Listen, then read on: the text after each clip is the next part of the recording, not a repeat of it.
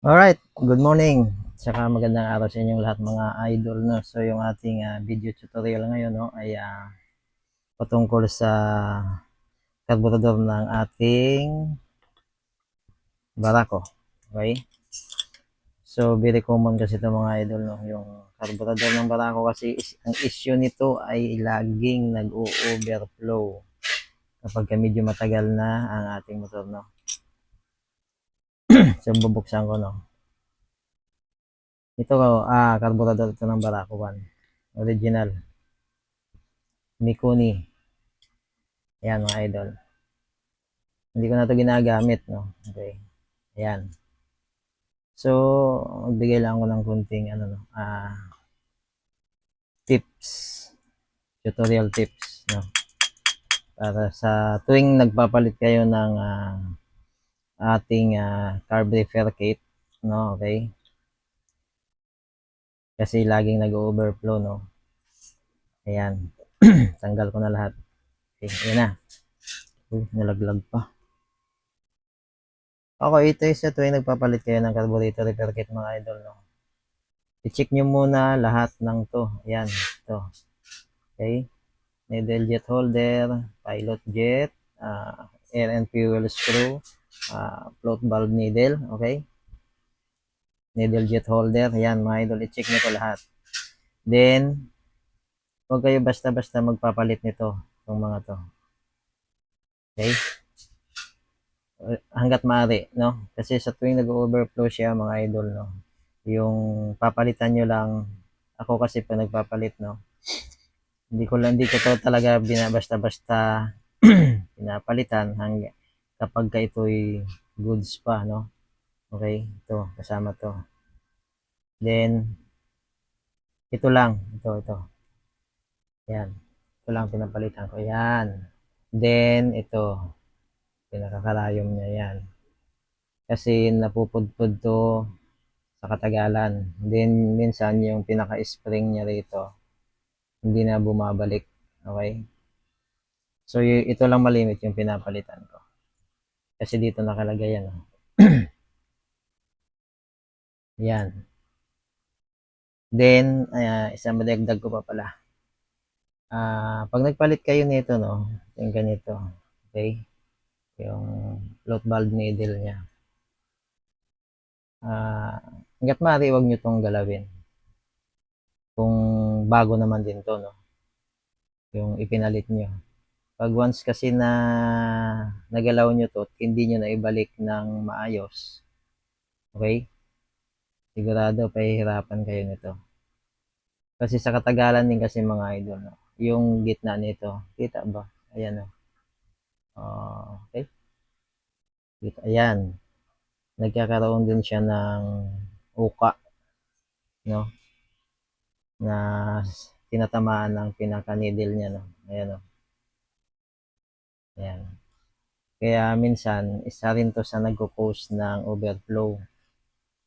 Kaya siguraduhin nyo na bago nyo ibalik, no, bago nyo siya galawin, sure nyo din na tama, no. Kasi pag nasobrahan naman yung adjust nyo nito, no, is kukulangin naman ng supply ng gas. So bago kayo magano pala, no, na bago nyo siya ibalik, no, ganito lang. Di ba naglagay na kayo ng ano nito, no, binalik nyo na siya, nilagay nyo na sa bagong, naglagay na pala kayo ng bagong repair kit, no. Ayan, check nyo muna kung may play, okay.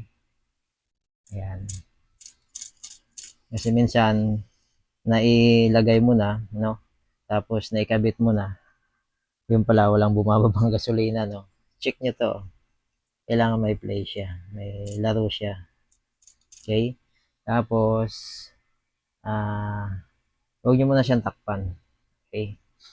Ang gagawin nyo, yung hose na ito, no, ilagay nyo sa tangke ng ano nyo, no, ilagay nyo sa tangke ng inyong motor, then i-open nyo yung tangke, tapos tingnan nyo kung pagka bumaba na yung gas, no, unti-unti nyo siyang isasara, ganyan. Yan, kung hanggang saan siya, kung nagsasara ba siya, kasi minsan kahit isagad mo na to, isagad mo na siya sa itaas, no? Tumutulo pa rin. So, ano yun? Sablay yun. Kailangan, tignan nyo kung hanggat maaari no, hindi siya may isasagad, nagsasara na siya. Okay? Para hindi kayo baklas kabit ng hindi kayo pa baklas kabit. Pagka tumulo, baklas na naman. So, yun ang gagawin nyo para hindi kayo paulit-ulit, no? So, dito naman sa air and fuels screw, no? Nito. Kasi very, to, no? Isa ito sa mga issue. Kasi nakabaon to eh. Ito, pinutulan na lang to. Ayan. Dahil, hindi na to maikot. Di ba nakalubog yan? Parang siya. Sa katagalan kasi niya, hindi siya nagagalaw. Bali, siya? Parang kinakalawang ang loob nito. Then, pipilitin mo siya ngayon na na tatanggalin. Ngayon, nabubusalsal na to. Ngayon, ang tendency naman, diskarte mo, lalagarian nila. Yan, nilalagarian dito sa gitna. Para magkaroon na naman ng, ng hiwa para matanggal siya, no? Okay? Kaya ito, kagaya nito, pinutol na, para matanggal lang ito. Kaya, from time to time, no, nung tuwing naglilinis kayo ng carb, no, niya rin to, tanggalin nyo rin at linisin nyo na rin para hindi siya ma-stuck, no? Hindi siya magkaroon ng pinaka-corrosion niya, tumigas at hindi mo na matanggal. Ito malambot na nga. Oh. Pero goods to yung carburetor na to. Nagpalit lang yung may-ari nito ng pang ano ba ito? Ito, nagpalit siya nito pang 155 hinulog. Okay? Iniwan niya na yun dito, no? Okay? Nasa sa inyo naman kung gusto niyo magpalit, goods. Kung ayaw niyo, kung maganda naman, okay naman, pwede naman.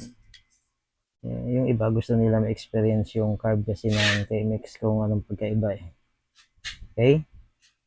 So yun lang ang may i-advise ko, no, sa mga lilinis ng ating carb, no, para sa sunod na kayo maglinis, alam niyo na kung ano yung pwede nyo gawin. Basta lahat ng mga to, idol, no, tanggalin nyo to tapos linisin nyo. Kailangan walang barayan. So ito, importante ito. Yan, mga butas na yan. Okay? So hanggang dito na lang mga idol, no. Sana nakapagbigay ako ng kunting kaalaman.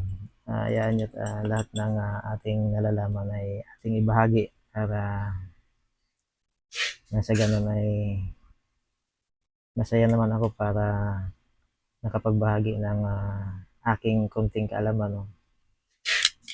Tinatawag nga share your knowledge.